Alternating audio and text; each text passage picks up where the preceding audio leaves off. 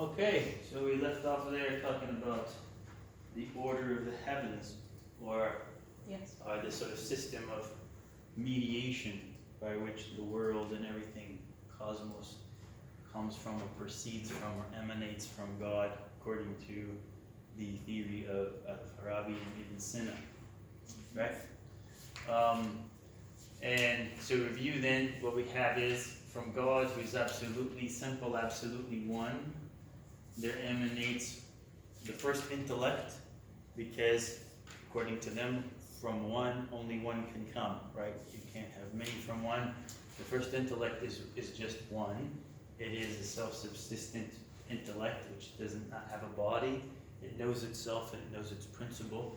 And this way it can supposedly now be one, right? But at the same time, it's sort of multiple, right? The whole aim here is to try to explain how many can come from one when one can come from one. It's just, on the face of it, sort of contradictory, right?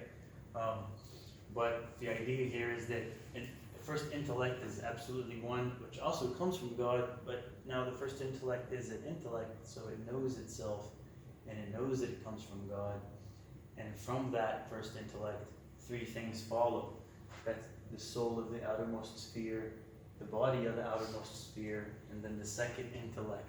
So that's why we have it that all the heavens, right, are actually, again, animals which have a intellect, right, a mind, soul, and a body, right? So that the heaven that we see, whether it's the outermost stars or the sphere of Jupiter or Saturn, right, which they consider to be now, these planets to be marking spheres, right, which rotate around the Earth, that these all have a mind, soul, and a body, right? Where the mind is completely disconnected from body, the soul is like now the intermediary between the mind and body. So the mind influences the soul influences the body, and there's three parts here in all of these until we get down to the soul of the moon and its body, and then the active intellect from which the forms of things on earth emanate from. Okay? Why should it be the case that the first intellect gives rise, and that each intellect in this sort of series gives rise to a body, a soul, and then another intellect? That's what will come later, right? According to what they try to attempt to explain. Okay, well, we got to talk about the stuff under the moon now for a little bit, right? The sublunary, yeah? The sphere of the moon, which is where we are, right? Everything under the moon is filled with matter. It's subject to change. Things are changing, right? And these matters intermix because of the motion and changing relationships of the stars, which are causing things down here to mix around. And that gives rise to all the minerals, plants, and animals, right? Now, one might ask, why does it stop with the moon? Why doesn't, it keep going? Because every intellect gives rise on the series, right, to a mind, to the soul of a heaven, the body of a heaven, and then another intellect, which itself gives rise to another heaven and a soul of a heaven, and so forth. And their explanation is just to say that each sphere is a different species from another, right? So where we might think that if all spheres are the same, then whatever holds for one would hold for another, as if, for example, if each of the heavens has the same nature, right? Then if one heaven gives rise to a soul, a body, and another intellect, right? Then the next one should do the same thing, because they're all of the same species, and so they have the same nature, and they should all do the same thing, right? But according to this theory, each heaven, each sphere, yeah, is a species unto itself, not a specimen of a species. So it's not like we have a species, what we call it, heavens, and that there are many individual heavens, like we have dogs as a species and there's many individual dogs, and so they're all dogs because they follow the same nature. Each heaven is like one of a kind, in other words, right? When the other next heaven gives rise to, maybe we call it with the same word, but it's actually different species. That's how they explain why each one is different from another. And finally, when we get down to the moon, the same thing doesn't follow with it as with the rest. Yeah? Okay. So there are 10 intellects and 9 spheres, which makes 19, and apparently that was some significant number. I'm guessing that they probably associated that number with the number 19 as it appears in the Quran, right? And or it talks about over them are 19, and then if they ask why, it's blah blah blah blah, so something like it, right? You know, because I mean, there's the number 19 and something special about it, and we don't know. So here we go. They see that there's 19 of these. Wow, right? Yeah, it matches. Yeah, something silly there, but okay. Each intellect gives rise to 3 things: a body, a soul, and another intellect. So that means there must be 3 elements to each intellect, right? Since from one only comes one. Yeah. There's our tension, right? Which is the tension that's going to motivate most of Ghazali's objection, right? Does one come from one only or not? Where does this multiplicity come from? Yeah? But if we have it that each intellect gives rise to 3 things, right? A body, the body of the heaven, the soul of that heaven, and then the next intellect, right? If it's one thing that gives rise to 3 things, then there must be actually in some way 3 parts to this thing. Yeah? How can we explain that it's 3 parts and at the same time actually just one thing? Now isn't this weird and shouldn't make it suspicious, right, for Muslims to hear these philosophers talk about, you know, some sophisticated theoretical way to explain how 3 can be 1, right? After all the conversations they had already had with Christians about this stuff. Right, but this is how it's explained, right?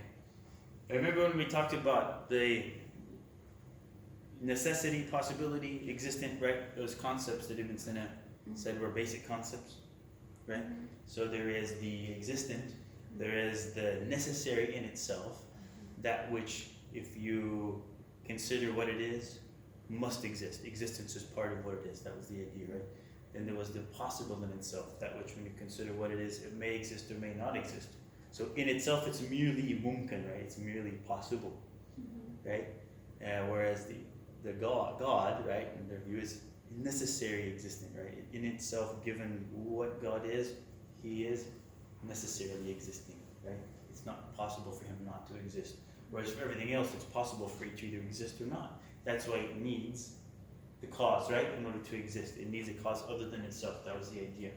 So when we get to the first intellect, yeah, it's multiple how? In its intellectual apprehension. So it's an intellect, right? It knows itself, according, right? Because that's what an intellect does, it knows, right? And there's only itself to know. But it also knows that it comes from God. That's what they say. It knows its own principle. I mean, it knows its own cause. It knows it is coming from God. And that means that it also knows that in itself it's merely possible. Right? It doesn't exist necessarily. It exists because of God. So in itself it's merely a possibility. What it has for itself is just possibility, not existence. Existence of it comes from other than itself, God. Right? All these 3 things it knows in knowing itself. So from being one thing and knowing itself, there are now 3 aspects, let's say, right? Yeah? Those are these 3 things from its knowledge. And so now they're saying, okay, if 3 things come from the intellect, then each of those 3 things that come from the intellect must come from, right, a different aspect of that intellect, right? And we have, look, these 3 aspects of the intellect, because it knows itself, it knows that it's from God, and it knows that in itself it's merely possible. And all that's entailed in knowing itself. So if it's one thing and it knows itself, and what they're saying here is that the intellect and the thinker and the thought, when the thinker is completely pure intellect, right? The thinker and the thought are one thing, they're not 2 things, right? Again, if I'm now looking at thinking about the bottle is there, it's just something different from me who's thinking about it, right? But if I'm just thinking of something abstract, you know, the abstract idea that I'm thinking and the thought are not 2 separate things. The idea is the thought. That's different than the bottle, which is a material thing, different from the thought I have of the bottle. If I think the number 2, right? Or if I think about subtraction, or some kind of abstract concept, the thought and the thing that I'm thinking of are the same, right? So it's one, and yet somehow, more than one, yeah? So, from its knowledge of God, that's where the second intellect comes from, yeah? From its knowledge of itself, that's where the soul of the highest sphere comes from, the soul of the outer heaven. And from its knowledge that it's merely possible in itself, that's where the body of the heaven comes from. Each one arising from that different aspect of its own self-knowledge, right? So, how does the first intellect have three aspects when God is one? And the answer is because it knows itself.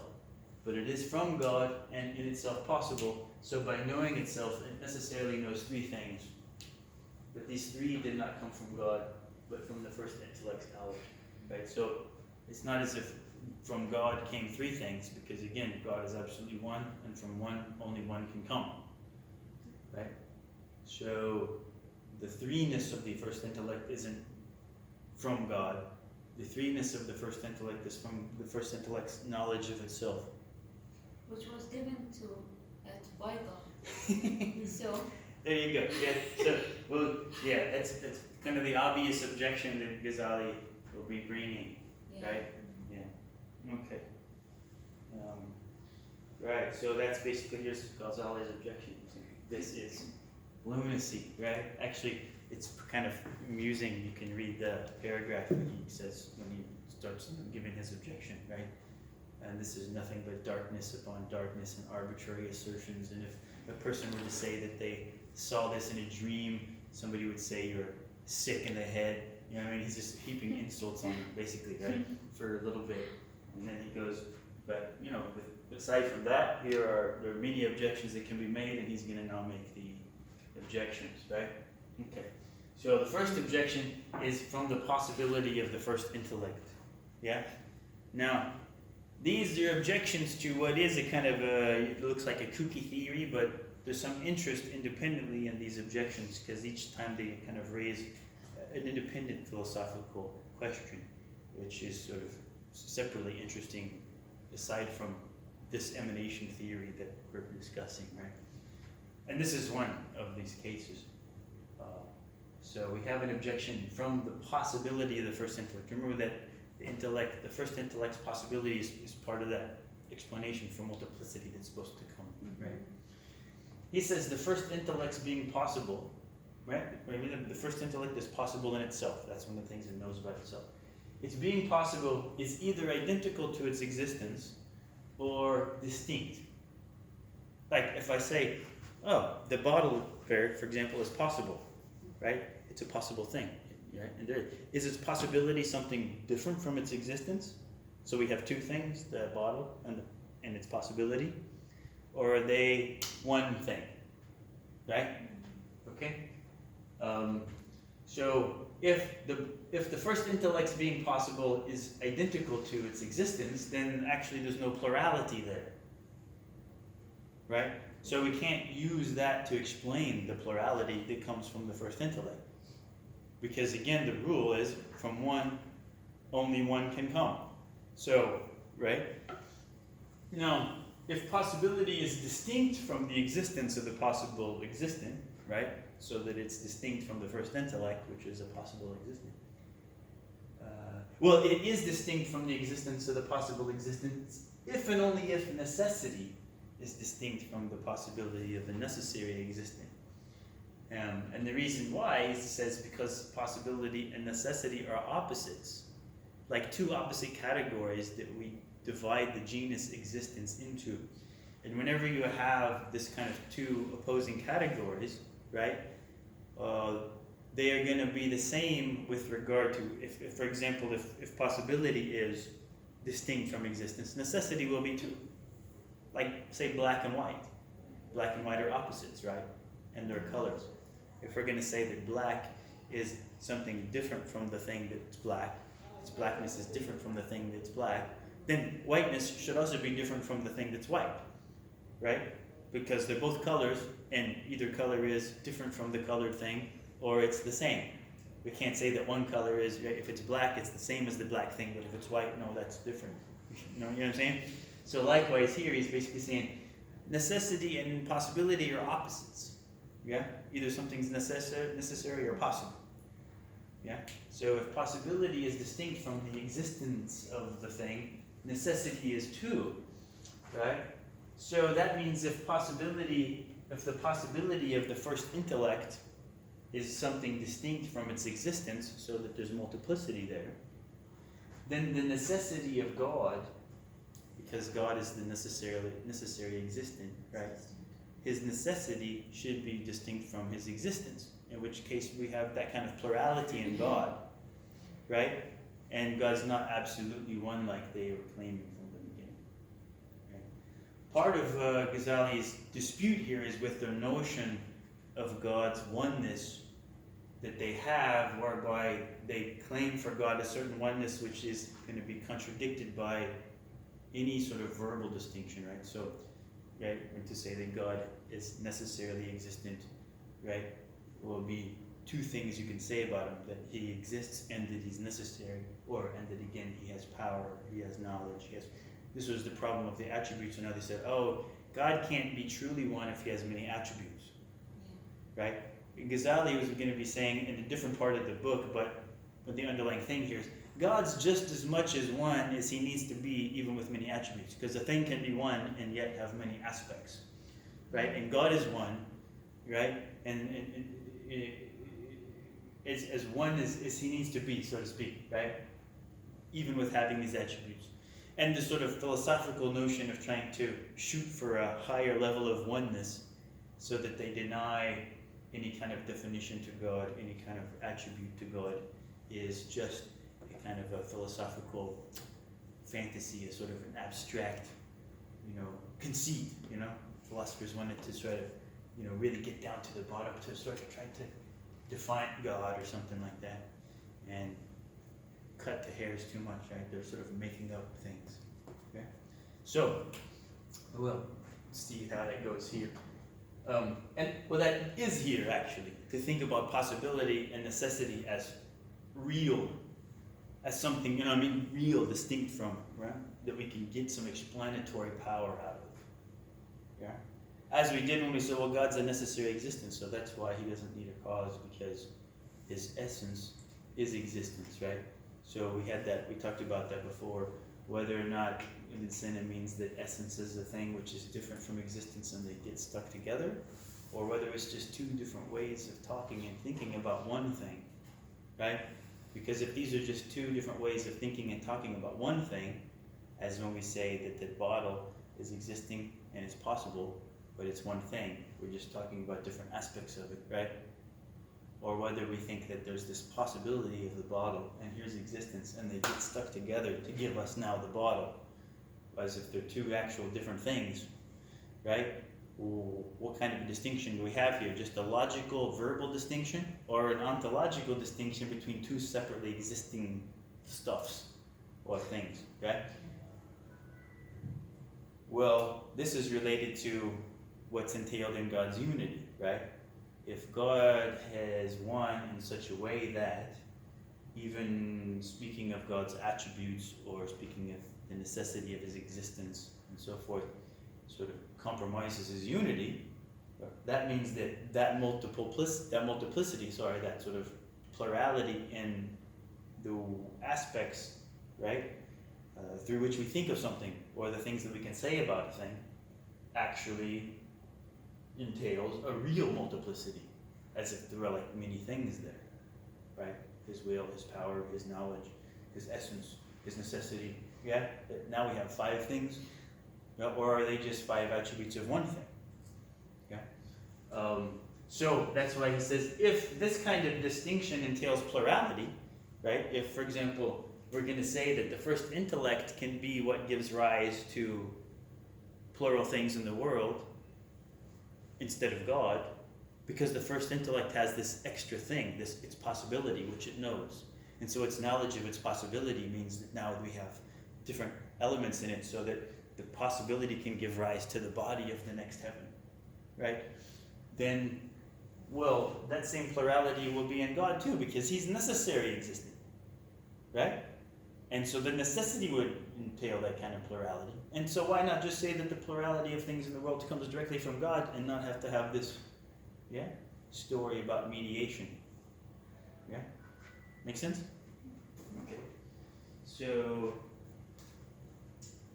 what about that premise 3? The key premise there was premise 3, right? If possibility is distinct from the existence of the possible existent, if and only if, that means it's both one way or the other, yeah? If and only if necessity is distinct from the existence of the necessary existent. So that's what the philosophers or the philosopher would want to dispute here, yeah? And here's one of the ways they would dispute it that Ghazali considers. And that is this: the possibility of the possible is from itself, but its existence is from another. Remember, that's the whole, that's the key element there in Ibn Sina's special argument for the existence of God, right? The possibility of the possible existence, it's from itself. If you guess, what is it for me that I have of my own self? Well, I don't get my existence by myself, because existence is distinct from essence, right? Existence for me, anyway, is distinct from essence, and I didn't make myself come to be, right? Considered just in myself of what and who I am, there's just the whatness, and it may exist or may not exist. And that is a sort of notion of possibility that Ibn Sina introduces a bit into philosophy, or sort of concentrates and develops a little bit more than had been in the past. The idea of possibility as the kind of whatness of something distinct from existence, which stands there as something that could come to be or that could be made.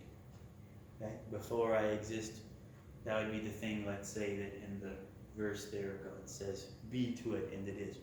Okay? Except that Ibn Sina says that possibility is always existing, if not in external existence, in the mind, right? Either in the mind of somebody thinking about it or the mind of God. Yeah. So it's not a totally non-existent thing. Yeah. But the possibility is from myself and the existence is from another, so they can't be the same thing, because what I have from myself and what I need from another can't be the same.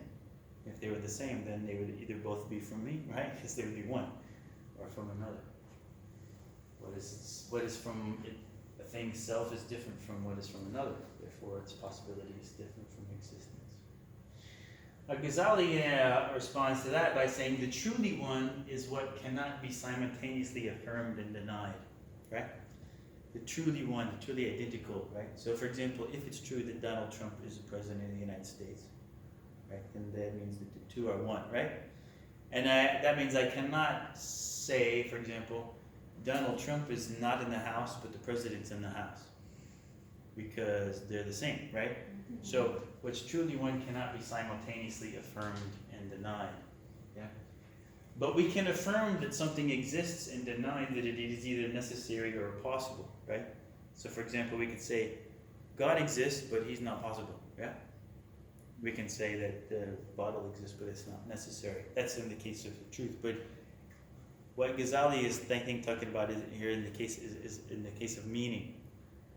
To say that God exists means one thing. To say that God is necessary means something different. So that if I now believe or know that God exists, I may not know that God exists necessarily. That would require another proof, because it's another thought. See what I mean? And so I can, without contradicting myself, say that God exists, but he's not necessary. Because these are two different concepts, okay?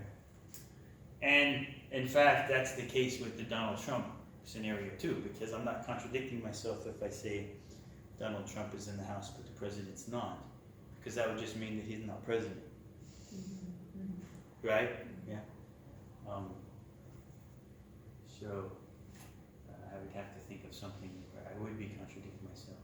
This is a triangle, but it doesn't have three sides. Now that's something different, right? I'm simultaneously affirming and denying. Right? And producing a contradiction. That means what? That three-sidedness is triangularity. They're one. Yeah? Okay.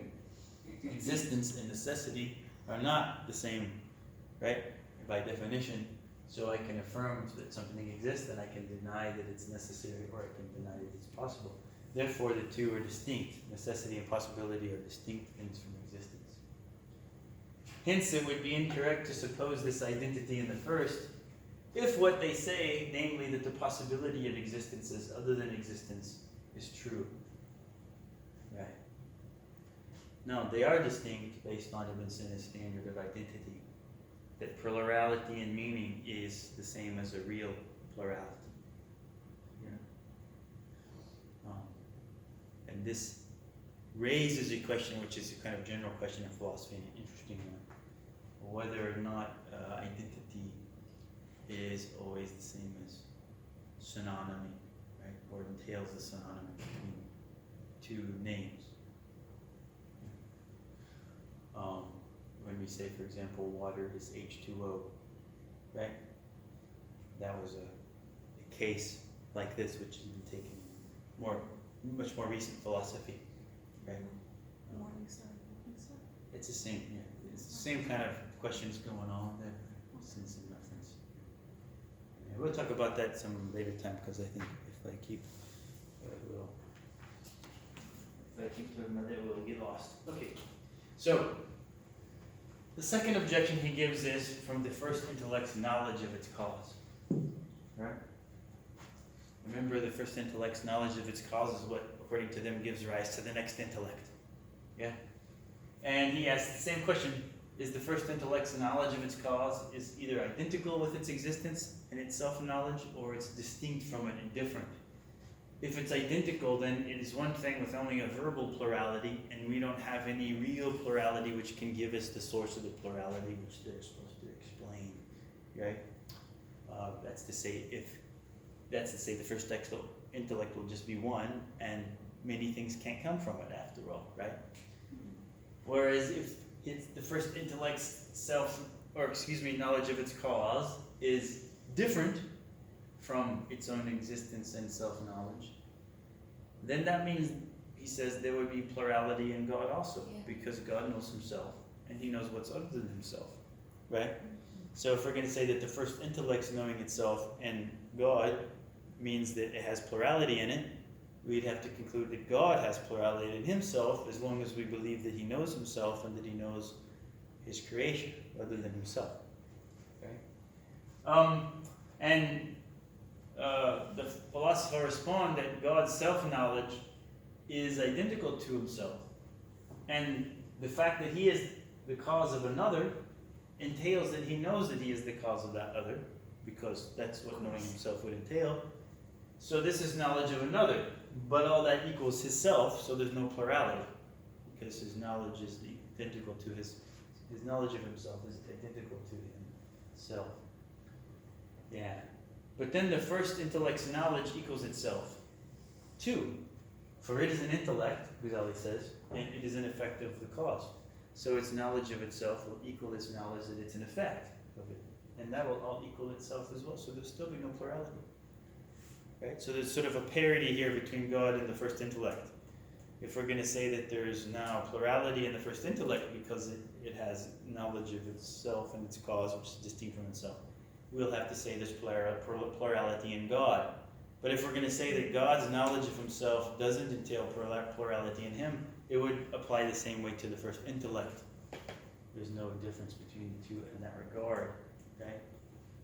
So then Ghazali says, if the plurality, we're going to say that plurality is in the first intellect, and that's why the first intellect can give rise to the plural things in the world, then just let's admit that God has plurality in him, and so many things can arise directly from God, and again, we don't need the mediation. Right? But how do we prove that the intellect gets its knowledge and knows that it's an effect? It says, can you look at this?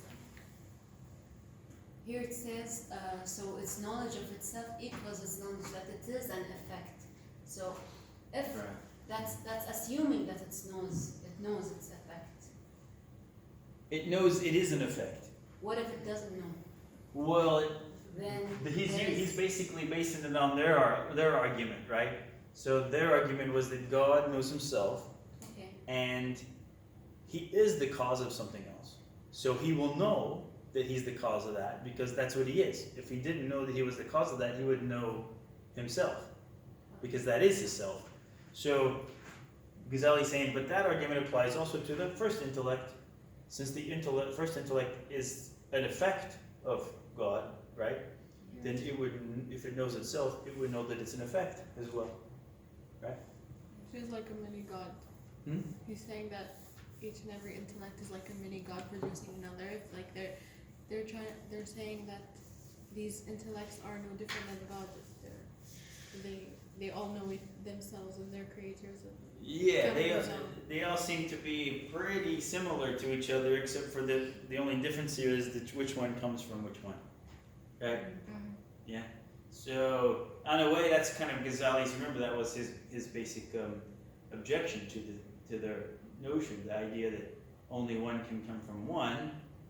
He says, if that's the truth, then the only thing that could exist are a sort of maybe an infinite series of, little mini gods, if you want to put it that way, like intellects which know themselves and know that they're caused by something else and then give rise to something else. The only difference between the other ones and God would be that they come from the first one, and the first one doesn't come from any other one at all, right? But in any other case, it's very similar, right? In the sense that they're simple and, right? Okay. So, yeah. All right. Now, that's what, and this is actually the case, that led many philosophers to say God does not know other than himself, right? Because if he knew other than himself, he wouldn't be absolutely one, right? In the way that they think they've proven God must be. Yeah? The proofs and the reasoning for that in a different place in the Tahafut, we can talk about that maybe later next week. We'll get to that. Why they think God must be absolutely simple, because they think if he were not absolutely simple in this way, then he would actually not be necessary. He would be depending on something other than himself to have that unity of what they would consider to be like parts, and even if they're abstract parts, right? So, yeah, some philosophers actually concluded that God does not know other than himself, and that would mean that what comes from God okay, sorry, I didn't write that well. This means that what comes from God does not. This would mean that God does not know his creation. So I should take that typo error. God does not know his creation, but his creation knows itself and him, right? And so Ghazali is saying this,